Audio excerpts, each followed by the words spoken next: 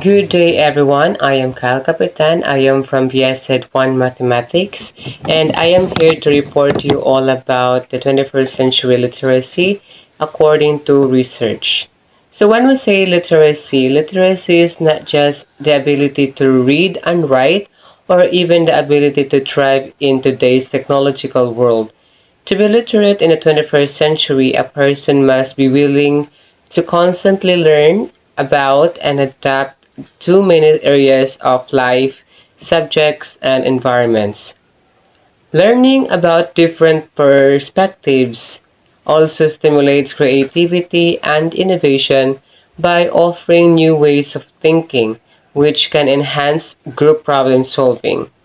The ability and willingness to learn from others who have different viewpoints can also be beneficial for communicating complex ideas and resolving conflicts. There are facts that we can say the 21st century literacy has changed the whole world. An example of this is that a changing world for literacy teachers.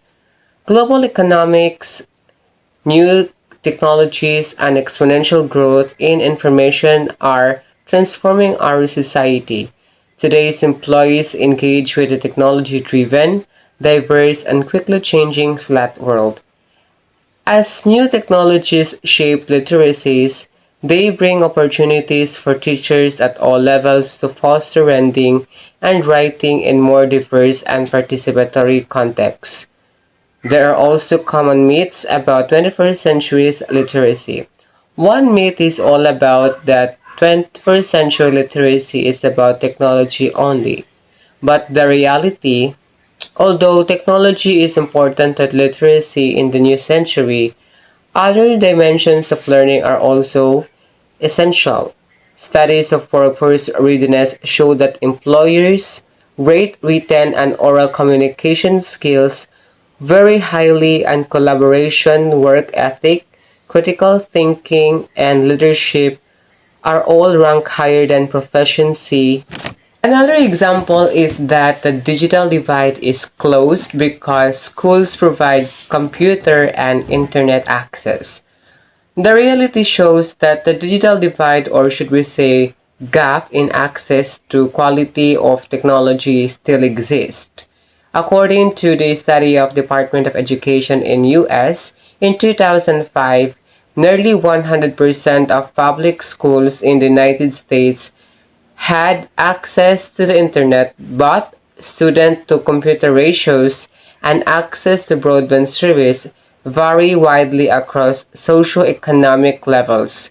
Furthermore, available computers are often not used effectively or fully because the national average of students' school use of computers is 12 minutes per week.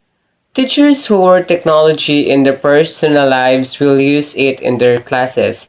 That is the myth that we used to know. But the reality is that research shows that teachers who use word processing, spreadsheets, presentation software, and internet browsers at home do not bring that knowledge into the classroom. Furthermore, two-thirds of all teachers report feeling underprepared to use technology in teaching, even if they were computer to plan lessons, access model lesson plans, and create activities. Third is that teachers need to be expert in technology in order to use the effective in instruction. That is the myth that we used to say. But the reality, research shows that effective teachers collaborate with students to understand the information landscape and think about its use. So let's begin to functional literacy. According to UNESCO, functional literacy refers to the practical skill set needed to read, write, and do math for real-life purposes, so people can function effectively in their community. Now, how functionally literate Filipinos are? According to FLEM's Functional Literacy Education and Mass Media Survey, About 91.6% Filipinos 10 to 64 years old were functional literate in 2019.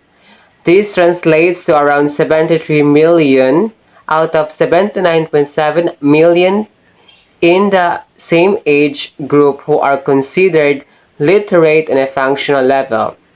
Generally, functional literacy rates among the population 10 to 64 years old across sexes and age groups were higher in 2018 than in 2013. In 2019, females posted higher functional literacy rate, which about 92.9% than males, having 90.2% respectively. In the Philippines, the ability to read and write is priority, so any effort to promote literacy by the government, organizations, or even private individuals is highly celebrated. Now, what activity that could help students develop functional literacy? Of course, talking, singing, playing sound on word games, or reading and writing and drawing with your child are great ways to lay a good literacy foundation. The great news is that everyday activities like family meals, bath time, or shopping are all fun opportunities for literacy development. Now, what is an effective way of teaching of literacy? The craft of teaching is becoming increasingly complex, and nowhere in this more evident than in the area of literacy. Effective teachers are capable of ensuring that an increasingly diverse group of students have the literacy skills to cope with the demands of life beyond school in their career and or college. Now, classrooms today are complex and dynamic learning environments. Identifying the range of factors that positively impact students' achievements has been a major focus of research. There is clear documented evidence rather, of the most effective features of practice, including the degree of the teacher's influence and what they do to raise student learning outcomes. That is research of Allington 2002 and Hattie in 2009. Literacy teaching can only be described as truly effective when it positively impacts students' learning.